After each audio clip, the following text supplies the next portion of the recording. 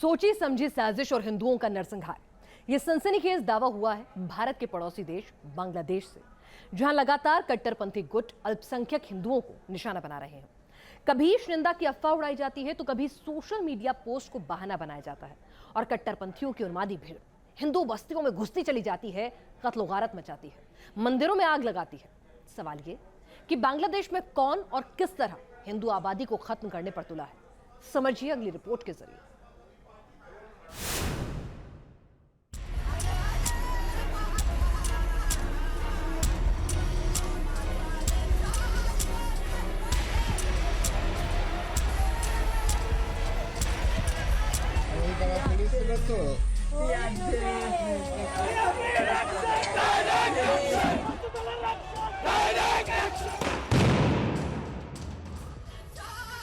बांग्लादेश के नराइल जिले से उठती ये लपटें सबूत है उस उन्मादी हिंसा का जिसे अंजाम दे रहे हैं बांग्लादेश के कट्टरपंथी संगठन और जिनके निशाने पर हैं बांग्लादेशी हिंदू।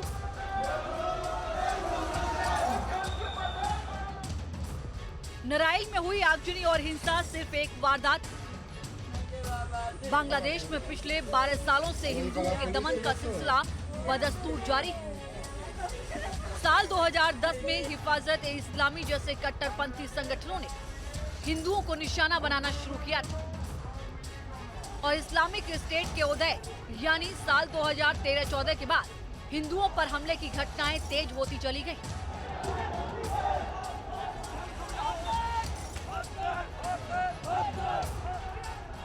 नराइल हो या कोमिला, हिंदुओं के खिलाफ संगठित हिंसा और दंगों का एक पैटर्न सामने आ रहा है जो साफ साफ बता रहा है कि निंदा और सोशल मीडिया पोस्ट सिर्फ बहाने होते हैं। कट्टरपंथी ऐसे मुद्दे ढूंढते हैं, कभी कभी खुद पैदा करते हैं और फिर हिंदू बस्तियों पर हमला कर देते हैं।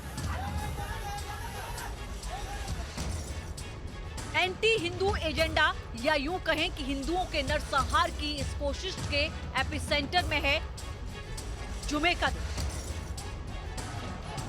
जुमा यानी वो दिन जब बड़ी तादाद में लोग घरों से बाहर निकलते हैं और नमाज अदा करने के लिए मस्जिदों में आते हैं। इसी भीड़ को जहरीली तकरीरों के जरिए भड़काया जाता है और फिर किसी हिंदू बस्ती पर अचानक हमला कर दिया जाता है। बांग्लादेश के हिंदू संगठनों ने इस दंगा ब्रिगेड के पैटर्न को लेकर कुछ बड़े खुलासे भी किए हैं। हिंदू संगठनों के मुताबिक जुमे की नमाज के बाद जब भीड़ जमा होती है तो उनमें कई ऐसे लोग शामिल होते हैं जो बाहरी होते हैं। यही लोग भीड़ को भड़काते हैं और हमलों में सबसे आगे होते हैं। ऐसे लोगों को हमलों के शिकार लोग पहचान नहीं पाते और पुलिस के सामने केस आगे नहीं बढ़ पाता। हर बार हमलों के लिए एक नई जगह को चुना जाता है, यानी जिस जगह पहले दंगा हुआ वहाँ पुलिस बल तैनात होता है। ऐसे में नई जगह चुनने से हमला करने और हिंदुओं को नुकसान पहुँचाने का दायरा बढ़ जाता है। हर हमले से पहले सोशल मीडिया पर हिंदुओं के खिलाफ ईश निंदा जैसी अफवाहें फैलाई जाती हैं ताकि स्थानीय गैर हिंदू आबादी के अंदर भी नफरत भरे और दंगे के वक्त ये लोग हिंदुओं की मदद के लिए आगे ना आए। इन दंगाइयों और हिंदुओं पर हमला करने वाले किरदारों को लेकर कुछ और भी बड़े खुलासे किए गए। ये दावे भी आपको बताएंगे, लेकिन पहले आंकड़ों के जरिए समझिए कैसे बांग्लादेशी हिंदुओं को नरसंहार की ओर धकेला जा रहा है। साल 2013 से साल 2021 के बीच बांग्लादेश में हिंदुओं पर 3,679 हमले किए गए। इनमें से 45% वारदातों में हिंदू मंदिरों और पूजा स्थलों को निशाना बनाया गया, जबकि 43% वारदातों में हिंदू बस्तियों पर हमले किए गए। इन दंगों में 11 हिंदुओं की मौत हो चुकी है, जबकि 862 लोग घायल हो चुके हैं और कम से कम 460 बार हिंदुओं की दुकानों और कारखानों को जला दिया गया है। बांग्लादेश में हिंदुओं के खिलाफ बड़े पैमाने पर हिंसा पर शेख हसीना सरकार आलोचना तो करती नजर आई, लेकिन अब तक कट्टरपंथियों या यूं कहें कि खून की प्यासी इस जमात के खिलाफ कोई ठोस कदम नहीं उठा पाई।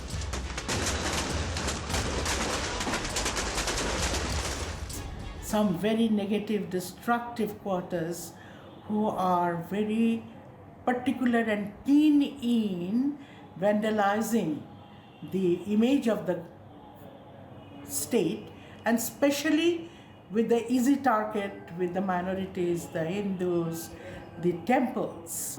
Just look back in in this last Durga Puja, how many thousand pujas have been observed, and without a single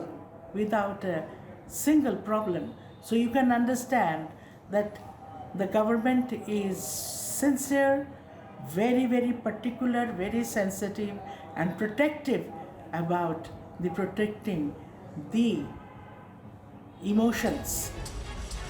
Bangladesh में हिंदुओं के खून के प्यासे इन कट्टरपंथियों को लेकर एक और बड़ा दावा किया गया है। इस दावे के मुताबिक अधिकतर हमलों में ऐसे लोग शामिल होते हैं जो पहले से ट्रेंड होते हैं। इन लोगों के पास बड़े हथियार होते हैं जो इशारा करते हैं कि इन गुटों को बाहर से फंडिंग हो रही है। इन गुटों को पाकिस्तान में बैठे कट्टरपंथी संगठनों से लगातार मदद मिलती रही है। बांग्लादेश में बढ़ते कट्टरपंथ ने किस तरह साल दर साल हिंदुओं को निशाना बनाया, हिंदू आबादी को खत्म किया, उसका सबसे बड़ा सबूत बांग्लादेश की जनसंख्या रिपोर्ट खुद। साल 1971 में पाकिस्तान से आजादी मिलने के बाद बांग्लादेश का पहला पॉपुलेशन सेंसस साल 1974 में हुआ था। उस वक्त हिंदू आबादी 13.5% थी। दूसरा सेंसस साल 2011 में किया गया, तब हिंदू आबादी घटकर 8.5% रह गई थी, यानी 4% की सीधी गिरावट। और आज के अनुमान के मुताबिक बांग्लादेश में हिंदू आबादी में 3% की और गिरावट आई, यानी आज देश में हिंदू आबादी सिर्फ 5.5% रह गई।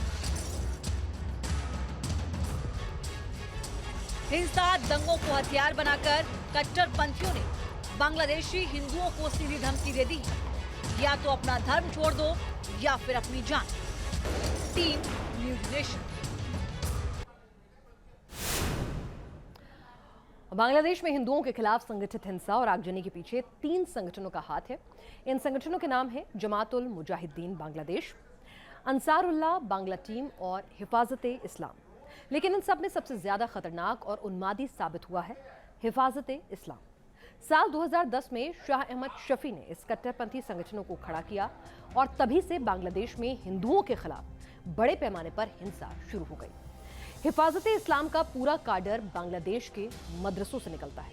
साल 2013 में इस संगठन ने बांग्लादेश में ईश-निंदा कानून बनाने की मांग की थी और फिर मांग ना पूरी होने पर गैर इस्लामी किताबें बेचने वाली दुकानों को आग के हवाले कर दिया था। साल 2020 में फ्रांस के राष्ट्रपति मैक्रों के विरोध में हिफाजत-ए-इस्लाम ने एक बड़ी रैली निकाली थी जिसमें 50,000 कट्टरपंथी शामिल हुए थे। इस रैली के दौरान ढाका में मॉडर्न एजुकेशन पढ़ाने वाले स्कूल और यूनिवर्सिटीज पर हमले बोले गए। साल 2021 में जब बांग्लादेश की स्वतंत्रता के 50 साल पूरे होने पर पीएम मोदी खुद ढाका गए, तब भी हिफाजत-ए-इस्लाम ने बांग्लादेश के अलग अलग शहरों में जिहादी नारों के साथ प्रदर्शन किए थे।